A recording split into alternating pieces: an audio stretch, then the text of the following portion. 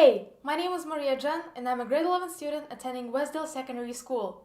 For my science fair project, I did a multiple factor regression analysis of vegetation changes and land degradation in dry lands. Land degradation is a process in which a biophysical environment is impacted by various anthropogenic processes acting on the land and is quantified with the Normalized Difference Vegetation Index, NDVI. Simply put, it is fertile land becoming unproductive, and it is a massive issue for the 2 billion people living on dry lands. Up to 50 million people could be displaced just by 2030. Measuring the objective extent of each factor in vegetation has long been a tricky problem for climatologists because the methods of studying the issue vary, and specific objective metrics may not be possible to find. Nevertheless, determining the specific effect of each factor on vegetation levels is essential. It will close a vital knowledge gap, enable countries to efficiently allocate resources to deal with the cause of land degradation, and assess the implementation of relevant technologies.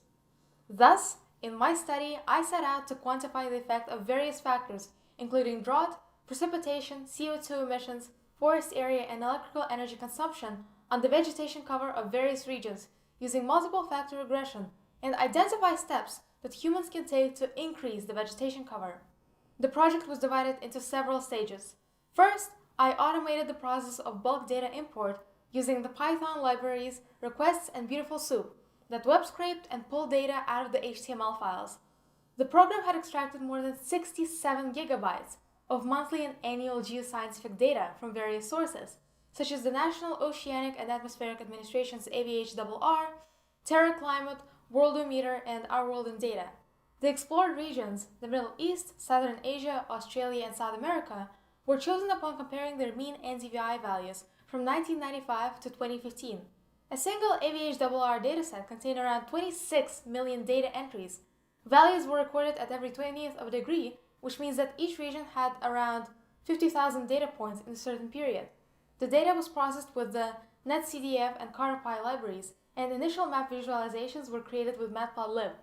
Then, I used Python's machine learning library, scikit-learn, to scale all features. Each feature was divided by the maximum value of the feature in a column. This step was necessary as it helped speed up the convergence of gradient descent necessary during multiple regression. After that, multiple regression was used to analyze the data. This statistical machine learning technique uses multiple independent variables to predict one dependent variable, an extension of one-factor linear regression that only uses one explanatory variable. The goal of the regression hypothesis, h theta, is to minimize the loss function j theta.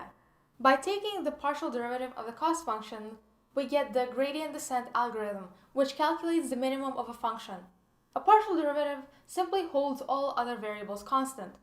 After, linear and asymptotic regression temporal models were generated for each feature and then compared by their R-squared values. Finally, prediction intervals, which are ranges of values that predict the value of a new observation based on the existing model, were generated for each graph. The results have shown that the most substantial changes in NDVI over 20 years, from 1995 to 2015, were recorded in the Middle East, Australia, and Southern Asia. The Middle East experienced an asymptotic change in NDVI, PDSI, which measured drought, electrical energy consumption, and CO2. Australia's NDVI and electrical energy consumption have changed in a linear trend and are inversely proportional to each other. Its CO2 emissions have increased in an asymptotic trend, and its forest area has increased at a stable rate from 2011 to 2015. South America has undergone few changes in NDVI, yet it has experienced an asymptotic increase in CO2 emissions and electrical energy consumption, and an asymptotic decrease in the forest area. Despite the linear growth in forest area, Southern Asia's NDVI has decreased in a linear trend, partly due to the asymptotic increase in electrical energy consumption and CO2. According to the multiple factor regression algorithm results, the effect of each factor on the changes in NDVI varied for different regions, just as predicted. Multiple regression could not fully explain the phenomena happening in Southern Asia, as the effect of some variables could have negated the effects of others. For example, the growth of CO2 may have nullified the active afforestation efforts. All regression models showed that the effects of electrical energy and CO2 emissions played the most prominent roles in NDVI scores. Electrical energy consumption played the most notable role in Middle East and Australia, while CO2 emissions were the most substantial factors in South America. So how can governments deal with the growing problem of land degradation? Iran is one of the most energy-intensive and inefficient countries in the Middle East because of its vast energy subsidies. The country is the largest exporter of natural gas globally and has one of the most massive oil reserves, which fits with the facts discovered in the study. In 2019, hydropower generated 9% of the country's electricity. Iran has 588 dams. However, despite hydropower being a better alternative for natural gas, it is not optimal. The effects of dam building are reflected in the increasing PDSI values, which in turn lead to smaller vegetation cover. Dams disrupt the seasonal flooding patterns, which leads to lower soil fertility and higher unsustainable use of fertilizers. The best solution would be to generate power using solar and wind energy.